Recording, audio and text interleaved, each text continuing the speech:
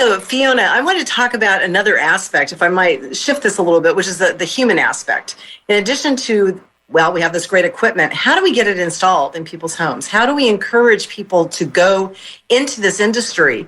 How do we make sure that installers and contractors know about this and promote it? So one of the things we're working on in Berkeley right now is a climate fund that would pay for people that earn prevailing wage to put electrification into the homes of low-income people. And that'd be both apartments and homes.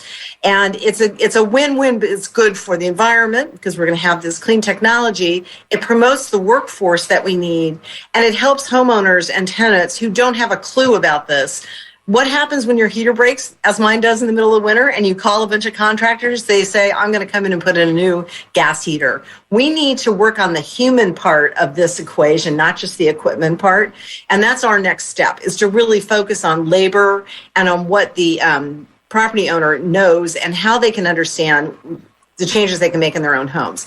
Another piece of that was we now, on transfer of homes or properties, there's information given to new owners about the power of electrification. So we changed the notifications in all the real estate packages to talk about what electrification means, what kind of incentives exist at the state level. There are a lot of financial incentives, but I have to recognize those incentives are only beneficial to people that have the upfront cash. Our failure so far has been that everything is done on a rebate basis. I get a tax refund. I get a rebate.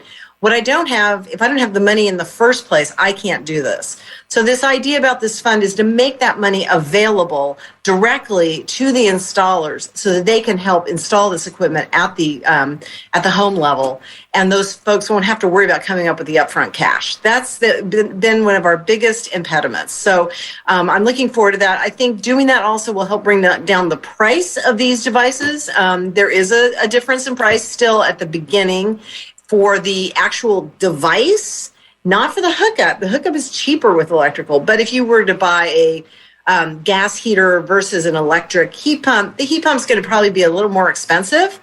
The infrastructure for that is cheaper. The maintenance of that is cheaper. The long run is cheaper. But the day that heater breaks is not the day you're going to suddenly find $20,000 in your pocket. So we're really committed to working out this cost problem and how to make sure that this is a workable solution, not just an ideal.